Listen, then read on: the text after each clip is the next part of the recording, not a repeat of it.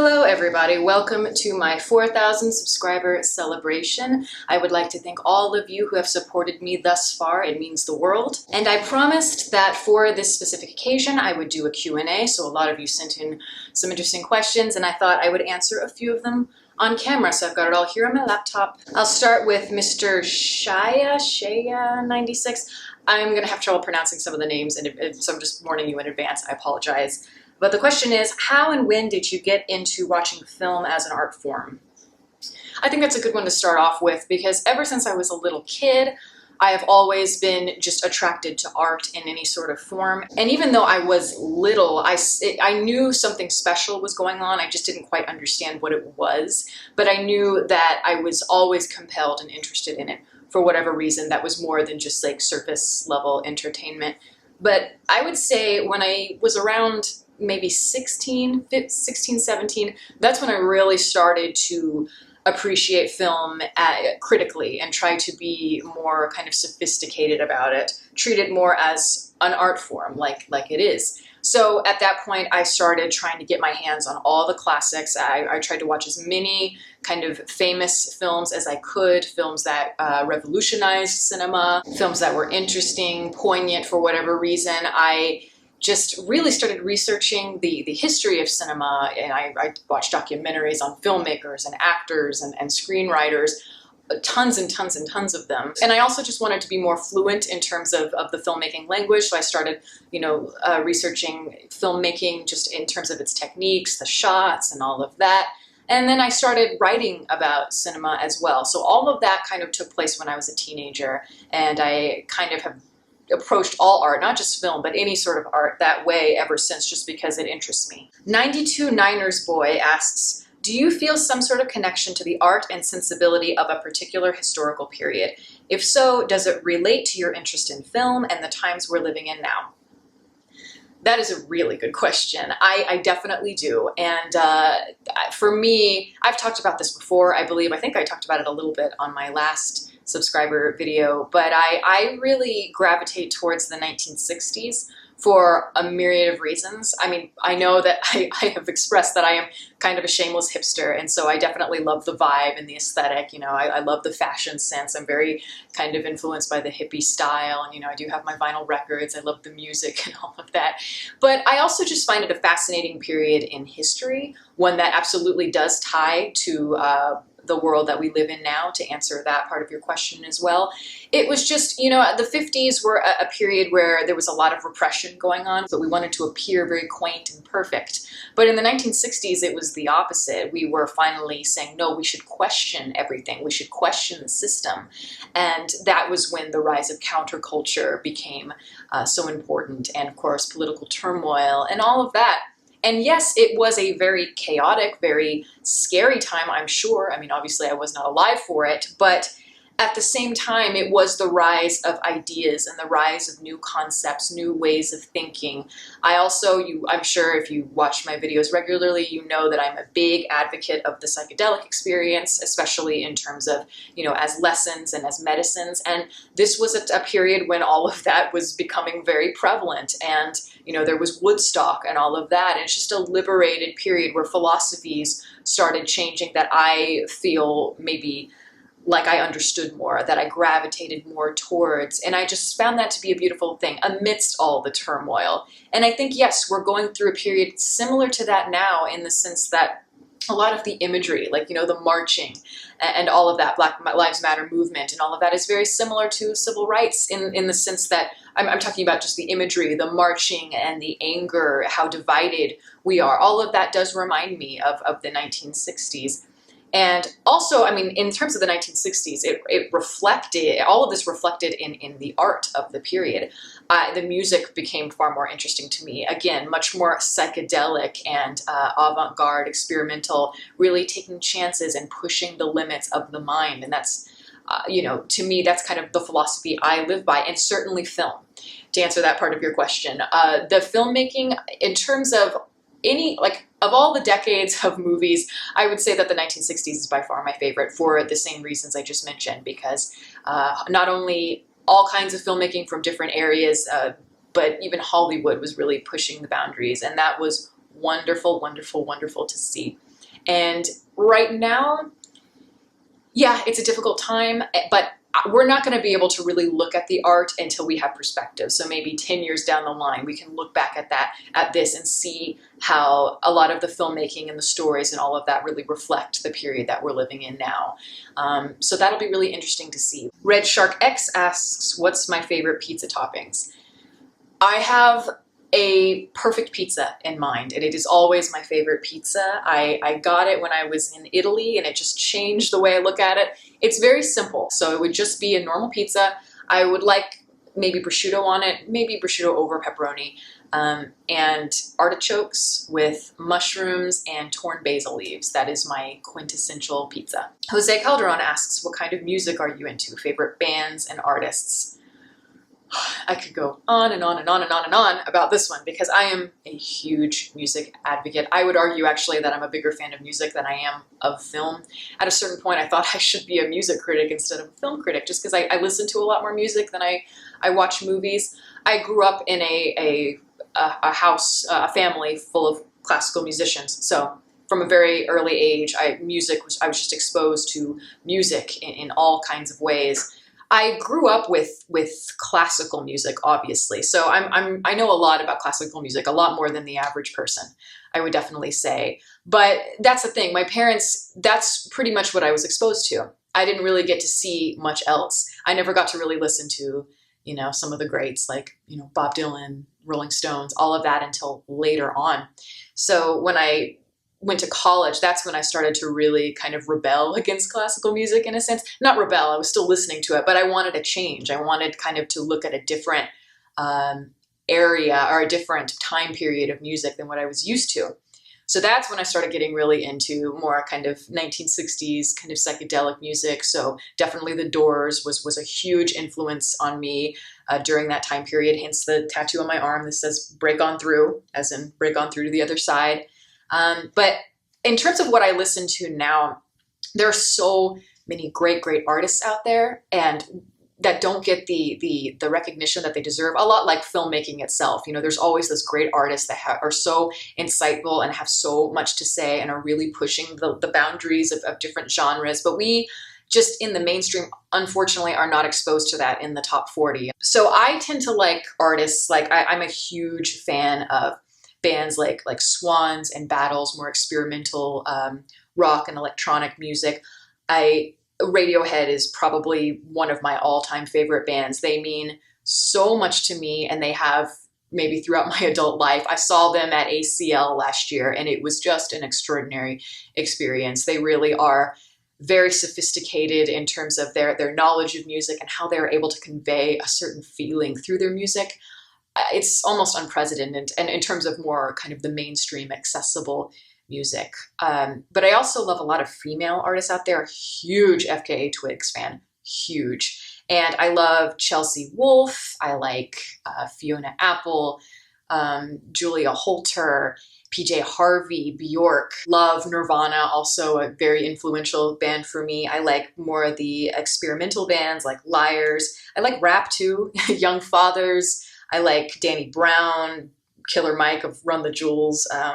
And then I like all other kinds of stuff too. Again, I'm very kind of versatile. I like Frank Sinatra, Benny Goodman, Kamasi Washington, all kinds of different things. But yeah, that covers kind of just a basic idea of what kind of music I listen to. But I could go on. There's tons of artists I love. Richard Bahena, sorry, asks, how have psychedelics affected the way you watch and analyze a movie? Very, very good question. But honestly, psychedelics didn't just change the way I approached film. It changed the way I approach everything. If I had never taken a psychedelic, I would be a very, very different person. It just changes your perspective on the world in every possible way. It changes your idea of what consciousness means and existence and just the meaning of life in every possible way. So naturally, I'm going to look at art in the same way. I think before psychedelics, I looked at film in a much more literal way. I looked at it very much like, you would typically talk about a movie, all kinds of things like the acting and the story and the special effects. I tended to be more critical of films in that way, like the normal way. But then once I started doing psychedelics and experiencing all of those things. I definitely saw film just like I saw life, in a much different perspective, in a larger, more kind of, in a way, I guess you could say, cosmic sense. Because I look at film as a reflection of dreams. You know, I see the dream world as barely scratching the surface of what psychedelics can really do for you.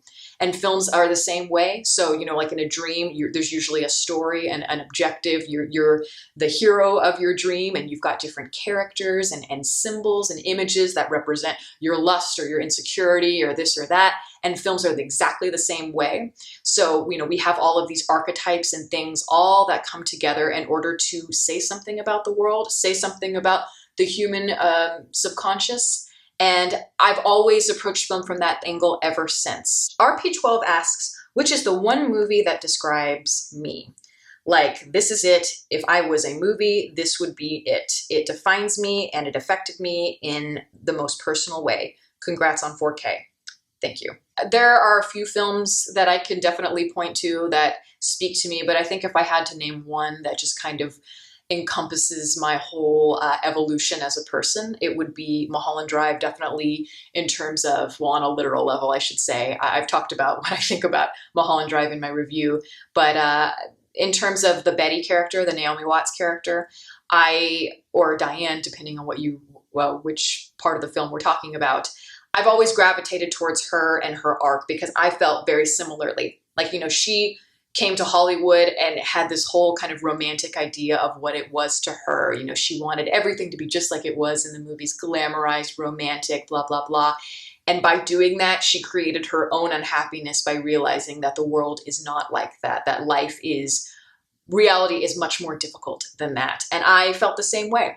Film, I've mentioned this before. I think I did a whole topic video on this a while back, but film does. I mean, in a way, it's been an incredible art form for me, and is so much, and it's done so much for me. But at the same time, it's also created my own unhappiness, in the sense that when I was, you know, a kid, I was so obsessed and fascinated by movies, especially Hollywood movies, so kind of under the spell, in a sense, that I expected everything else to be like that in life. I expected the happy endings. I wanted to be beautiful like the models and the actresses in the movies.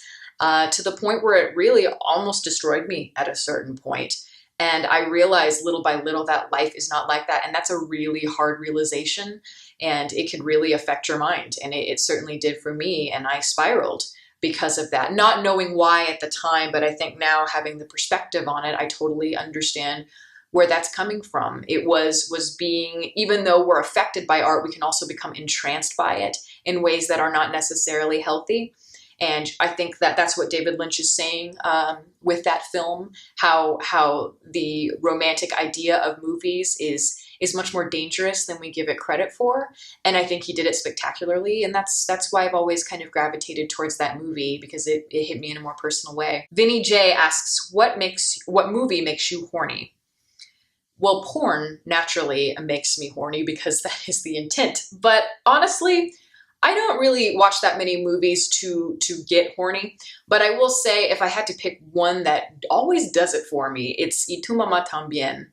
I really like that movie a lot, but it's a very, very sexual movie. It really does capture beautifully kind of that raw, very palpable intensity of what sexuality can be, especially when you're younger and less experienced, because that movie is about these two adolescent boys who go on this road trip with an older woman. When I say older, she's more around my age. She's obviously more worldly, more experienced sexually, and she kind of shows them the ways of the world. And I think for a teenager who is obviously going to be very virile, that can be very exciting. And the way that they portray that in the movie, I think, is very well done, because it not only says so much about how they're transitioning to adulthood, but it also says a lot about masculinity and what we really want in terms of our sexuality, how it's much more layered than what we give it credit for, especially when we're that age. But yeah, it's sexy, it's steamy, and I enjoy it. Chris P asks, has there ever been a movie you hated the first time you saw it, but eventually grew to love?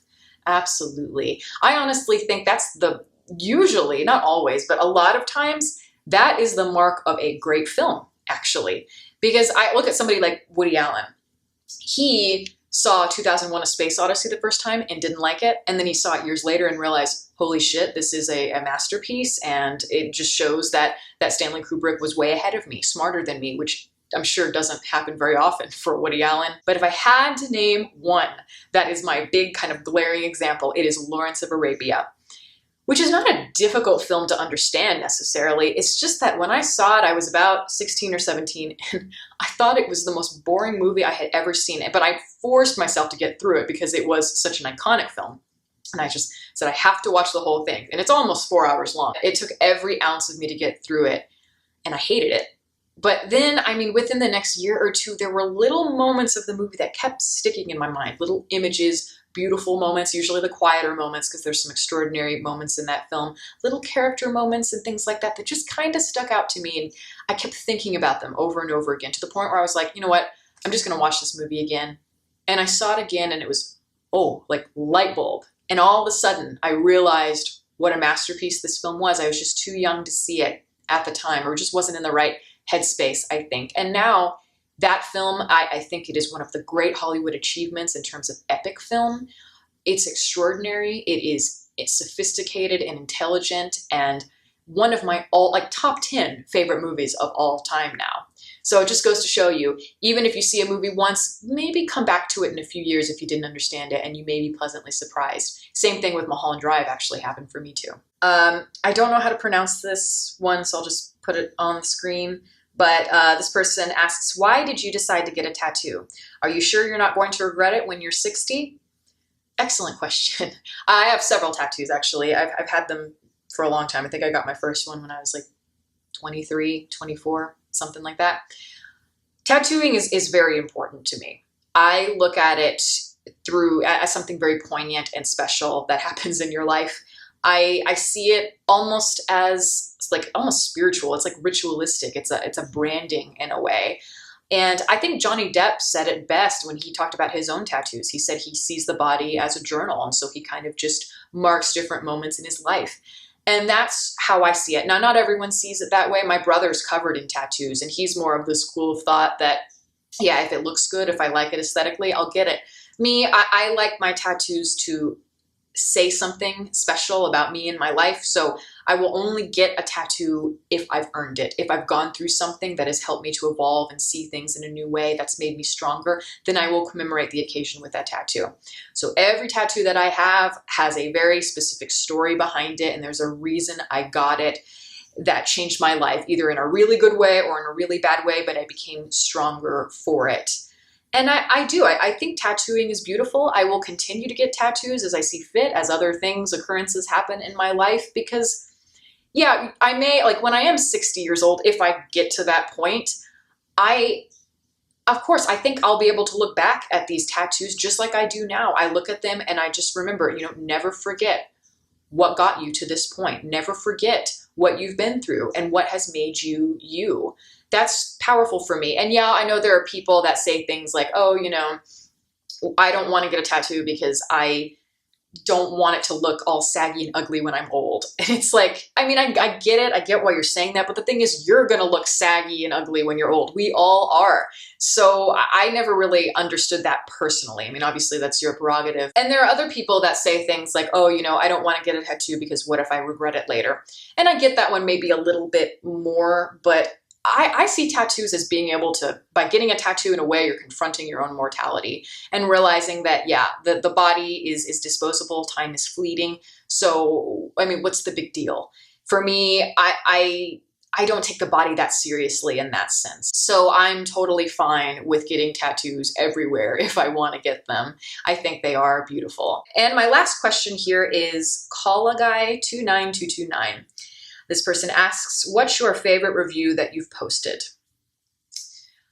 I'm going to kind of twist your question a little bit, if that's okay, because for me, I'm not really proud of many of my reviews just because I don't see this as that difficult. I just kind of sit here and talk about what I liked and disliked about a movie.